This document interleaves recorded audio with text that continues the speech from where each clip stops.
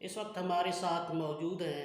इंतहाई मुतहरिक शख्सियत और मुल्क भर के टीचर्स की एक तवाना आवाज़, इस्लामिक स्कॉलर हैं और बानी और जनरल सेक्रेटरी हैं पंजाब एजुकेटर एसोसिएशन पंजाब के। और हमने जब भी इन्हें देखा तो टीचर्स के हुकूक के तहफ़्फ़ुज़ के लिए, उनके उसूल के लिए जद्दोजहद करते पाया। कहीं एहतजाज हो रहा है, कहीं धरने हो रहे हैं। ये शख्सियत हर जगह टीचर्स के आगे आगे मौजूद रही है, क़यादत करती हुई नज़र आई है और एक तवील जद्दोजहद जो है इनके हिस्ट्री में शामिल है, इन्होंने की है टीचर्स के हकूक़ के लिए। जनाब डॉक्टर अब्दुल रज़ाक ख़ान साहब, जैसा कि हम बयान कर चुके हैं कि ये बानी हैं और जनरल सेक्रेटरी हैं पंजाब एजुकेटर एसोसिएशन पंजाब के, और इन्होंने हार पहने हुए हैं। अभी जब हम यहाँ आए हैं अपनी टीम के साथ तो बहुत से टीचर्स यहाँ पर मौजूद थे और मिठाइयाँ चढ़ रही थीं और कह के लग रहे थे, और वो आकर जनाब डॉक्टर अब्दुल रज़ाक ख़ान नियाज़ी साहब को जो है हार पहना रहे थे और मुबारकबादें दे रहे थे। तो मैंने मालूम किया कि ये क्या चल रहा है, तो मालूम हुआ कि सुप्रीम कोर्ट का कोई मुस्तकिल टीचर्स की मुस्तकिली के हवाले से कोई फ़ैसले आए हैं। इस हवाले से जो है ये सारा इकट्ठ हुआ है और खुशियाँ मनाई जा रही हैं।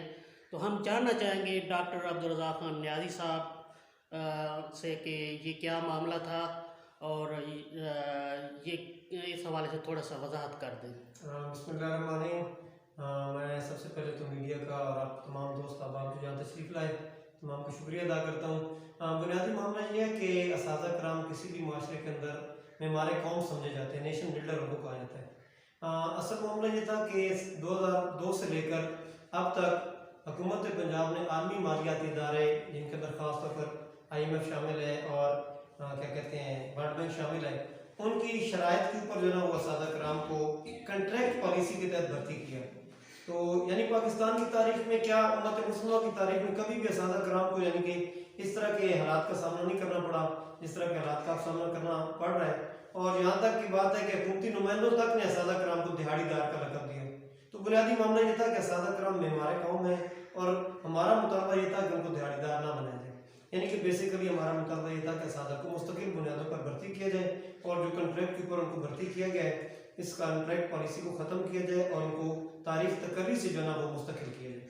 ये तवील अरसे से हम ये आपके मुतालबात सुनते आ रहे हैं, कितना अर्सा जद्दोजहद करनी पड़ी इस अचीवमेंट के लिए, इस फैसला को हासिल करने के लिए सुप्रीम कोर्ट से? देखिए जी, 2002 के अंदर हमारी अपॉइंटमेंट हुई और फिर 2003 के अंदर हम लोगों ने इब्तदाई तौर पर अपने आप को मुनज़्ज़म करना शुरू किया। 2004 के अंदर हमने पंजाब यूनिवर्सिटी की जामे मस्जिद के साए के अंदर हमने पंजाब एजुकेटर एसोसिएशन की बुनियाद रखी और अल्हम्दुलिल्लाह वहाँ से लेकर अब तक ये तकरीबन 16-17 साल पर मुहित हमारी जद्दोजहद का एक अरसा है। पहले असातिज़ा कराम को ना फिक्स पैकेज पर रखा गया था, किसी किस्म के उनको अलाउंसेस वगैरह नहीं थे, उनकी कोई छुट्टी, इवन कि देखिए पूरी दुनिया के अंदर ख़वातीन मुलाजमीन की जो छुट्टी है वो विद पे समझी जाती है, जो जिसको हम लोग एम्प्टी लीव कहते हैं, मैटरनिटी लीव, ज़चगी की छुट्टी। पाकिस्तान के अंदर आलमी मालियाती इदारों के कहने पर इतना जुल्म किया गया कि ख़वातीन असातिज़ा को जो कंट्रैक्ट पर भर्ती किए गई उनको एम्प्टी लीव भी विदाउट पे दी गई, मेडिकल अलाउंस जो लीव है वो भी विदाउट पे दी गई। तो फिर बाद में हम लोगों ने जद्दोजहद की, 2007 में एक तहरीक चली, हमें स्किलों पर हुकूमत कन्वर्ट करने पर मजबूर हुई। फिर उसके बाद भी हम लोगों ने जद्दोजहद नहीं छोड़ी और अल्लाह ताला भला करे, अल्लाह ताला उनको खुश रखे। सुप्रीम कोर्ट ऑफ पाकिस्तान के उन काबिल एहतराम जजेस को बिलखसूस मैं सलाम पेश करना चाहता हूँ, जैसे ख्वाजा जवाद साहब को, जैसे गुलाम रब्बानी साहब को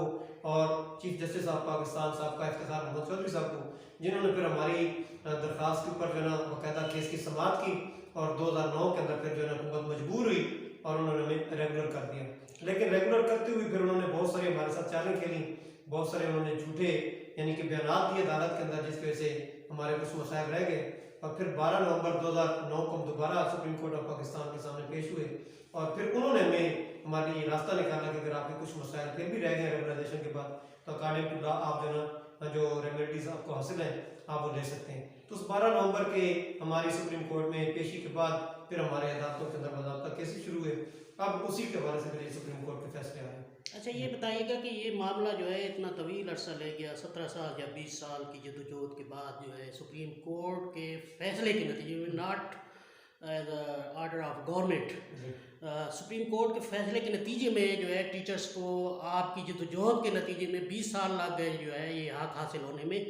तो ये मामला क्यों इतना तवालत अख्तियार कर गया, क्यों हल नहीं हो रहा था? इसकी बुनियादी वजह यह है कि एक तो हमारा निज़ाम जो ना, जिस तरह मैंने पहले भी कहा, आर्मी मालियाती इदारों के शिकंजे में। दूसरी बात यह है कि उस शिकंजे को कसने के अंदर हमारी जो शातिर ब्यूरोक्रेसी है वो भी अपना पूरा पूरा किरदार अदा करती रही है। 2009 में जब हमारी रेगुलराइजेशन हो रही थी सुप्रीम कोर्ट ऑफ पाकिस्तान से, 21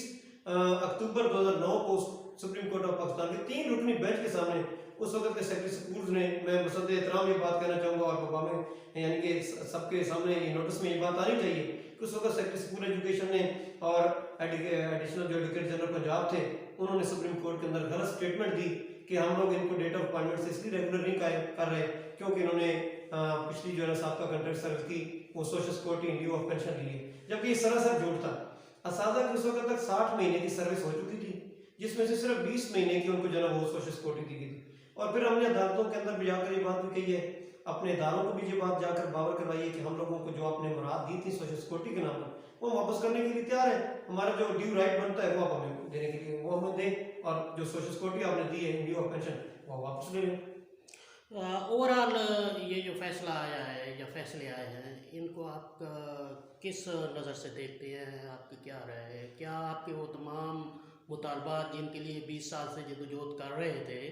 क्या वो सुप्रीम कोर्ट के आर्डर के ज़रिए आपके तमाम मामलात हल हो गए, मसाइल हल हो गए, आपने वो तमाम चीज़ें गोल अचीव कर ली हैं या भी कुछ चीज़ें बाकी हैं? देखिए जी, फिलहाल जो कि सुप्रीम कोर्ट ऑफ पाकिस्तान की स्टेटमेंट आई है, बाज़ाब्ता फैसला नहीं आया, लेकिन हमें उम्मीद है कि इंशाल्लाह बाज़ाब्ता फैसला भी वो देंगे और इंशाल्लाह हमारे मसाइल हल होंगे। इस वक्त तक हमारे मसाइल अभी हल नहीं हुए। हमारे मसाइल यानी आप यूँ समझें कि पाइपलाइन में तकरीबन पिछले 3-4 सालों से कंट्रैक्ट मुलाजमीन बशमूल असादा कराम के हक में अदालतें फैसले देती रही हैं, सर्विस ट्रिब्यूनल ने फैसले दिए। अभी रिसेंटली 2 दिसंबर 2019 को सुप्रीम अपना हाई कोर्ट ने हमारे Abdullah Niazi versus government of Punjab case के अंदर हुकूमत को कहा कि 2 हफ्तों के अंदर आप जो है इसको इम्प्लीमेंट करें, लेकिन आप देख लें तकरीबन 15 महीने गुजरने वाले हैं, 14 महीने, और अभी तक उसके ऊपर भी इम्प्लीमेंटेशन नहीं हो रही। तो ये ब्यूरोक्रेसी मुख्तलिफ चालों के साथ ये काम करती है। लेकिन मैं एक बात कहना चाहूँगा, हमें उम्मीद लग पड़ी है अब जिन हमारे 2 मोअज़्ज़ज़ जज साहबान जिन्होंने आज सुप्रीम कोर्ट के अंदर हमारे केस को यानी कि सुना है, जस्टिस मंसूर अली शाह साहब और जस्टिस मंजूर मलिक साहब। जस्टिस मंसूर अली शाह साहब के हवाले से मैं ख़ुसूसी तौर पर कहना चाहूँगा कि हमारे कानून के अंदर और हमारी जो कंट्रैक्ट पॉलिसी है उसके अंदर एक बात लिखी हुई है अवेलेबिलिटी ऑफ पोस्ट के हवाले से तनाज़ुर में, और वहाँ पर ये बात लिखी गई है कि where a post is created for an important job and for an indefinite period, तो उसके अंदर लिखा गया है कि the post shall be considered for regular appointment, यानी ये बात बाज़ाब्ता वहाँ पे लिखी हुई है कि जो भी पोस्ट अहम नवैयत की है और एक लंबे अरसे के लिए लामुतनाई अरसे के लिए क्रिएट की गई उसके ऊपर रेगुलर भर्ती होनी चाहिए। तो मैं उम्मीद करता हूँ कि जस्टिस मंसूर अली शाह साहब ने जो इस हवाले से पहले भी हाई कोर्ट के अंदर रहते हुए फैसले दे रखे थे वो ज़रूर अपने साहब का फैसला वो कंसिडर करेंगे, मद्देनजर रखेंगे और इंशाल्लाह जो हमारे मामलात हैं और मसाइल हैं इंशाल्लाह वो हल होंगे और आने वाले वक्तों के अंदर इंशाल्लाह ये कंट्रैक्ट की जो पॉलिसी है इंशाल्लाह इसी का ही खात्मा होगा, क्योंकि जो असादा कराम की भर्ती है असादा कराम से ज़्यादा इंपॉर्टेंट नेचर ऑफ जॉब किसी की नहीं है, इसलिए कि असादा कराम ही मेहमानान कौम है। इन्होंने तमाम जो है ना वो महकमों को बासलाहियत अफराद फराम करने होते हैं, उनकी सलाहियतों को पॉलिश करना होता है, उनको तरबियत फराम करनी होती है, कौम के नजरिए की हिफाजत करनी होती है। तो मैं समझता हूँ असादा कराम से ज़्यादा अहम जिम्मेदारी किसी की नहीं है। और फिर बैसियत मुसलमान बोले हमारा तो ये भी ईमान है कि हमारे प्यारे नबी सल्लल्लाहु अलैहि वसल्लम ने फरमाया है कि जो उलमा है और जो मुअल्लिमीन है वो जो नेशन बिल्डर्स हैं मेहमानान कौम है वो अंबिया के वारिस हैं और उनका काम कौमों की तरबियत करना है। तो मुझे उम्मीद है कि इंशाल्लाह ये कंट्रैक्ट पॉलिसी का खात्मा अदालतें जो है इंशाल्लाह करवाएंगे। आपने अपने बेशतर मुतालबात सुप्रीम कोर्ट के ज़रिए मनवा लिए हैं और ये एक इंतहाई खुशी का मौका है, तो इस खुशी के मौके पर आप क्या पैगाम देना चाहेंगे? देखिए जी, सबसे पहला पैगाम तो मैं देना चाहूँगा अपने सादा कराम को। मेरी सादा कराम से ये दरख्वास्त भी है और उनके बैसियत एक ज़िम्मेदार की उनसे गुजारिश भी है कि सबसे पहले तो अल्लाह रब्बुल आलमीन का शुक्र अदा करें, उसके हज़ूर सजदे शुक्र बजा लें कि हमारी बहुत थोड़ी सी मेहनत के बाद अल्लाह रब्बुल आलमीन ने हमें ज़ालमाना ये कंट्रैक्ट पॉलिसी की शराइत थी उनसे निकालने का राह फराम किया। दूसरी गुजारिश ये है कि मैं तमाम सादा कराम से गुजारिश करूँगा कि अपने मोअज़्ज़ज़ जज साहबान को बिलखुसूस supreme court of Pakistan high court को उनके चीफ जस्टिस को इज़हार तशक्कुर का ख़त लिखें और इंशाल्लाह हम खुद भी बदाबता उनको जाने तशक्कुर का खत लिखेंगे। जिस मुल्क के अंदर अदालतें इंसाफ फराहम कर रही हों इंशाल्लाह फिर वहाँ पे मायूसियाँ ख़त्म होती हैं। और मुझे आज के रिमार्क्स और इससे पहले जो 2009 में हमारी supreme court of Pakistan regularisation करवाई तो इंशाल्लाह मुझे उम्मीद है कि हमारे मसाइल हल होंगे। तीसरी गुजारिश मैं असादा कराम से ये करना चाहूँगा बिलखुसूस कि अब वक्त पहले भी तकाजा था, अब खुसूसी तौर पर तकाजा है अल्लाह का शुक्र बजा लाने के, यानी कि उसमें तनाजुर में कि हम अपनी जो मौलिमाना जिम्मेदारियाँ हैं उनको बेहतरीन तरीके से अदा करें, बहसने खूबी अदा करें, अपने बच्चों की तालीम और तरबियत पर पूरा तवज्जो करें, फोकस करें। जो हमारे सरकारी इदारे हैं, हुकूमती पॉलिसियाँ उनको छोड़ें, हुकूमत जो कुछ कर रही है उन्होंने करना है, लेकिन हमने जो कुछ करना है हमने अपना मोर्चा नहीं छोड़ना। नजरियाती महाज जो ना हमारे हवाले हैं, हम अपनी कौम की बच्चों की अच्छे अंदाज में तरबियत करें, उनको अच्छा मुल्क का शहरी बनाएं और एक खुशहाल इस्लामी फलाही पाकिस्तान के लिए एक नई जो ना खूबसूरत नस्ल हम तैयार करें। और ये मेरे ख्याल में अल्लाह रब्बुल आलमीन जो हमारे ऊपर फजल एहसान फरमा रहा है, उस फजल एहसान का मेरे ख्याल में शुक्र इस तरह बजा लाना बनता भी है हमारे। बहुत शुक्रिया डॉक्टर अब्दुल रज़ाक खान न्याज़ी साहब, और आपको एक बार फिर मुबारक भी हो कि आपने इतनी तवील जद्दोजहद के बाद अपने हुकूक जी बहुत शुक्रिया, बहुत शुक्रिया।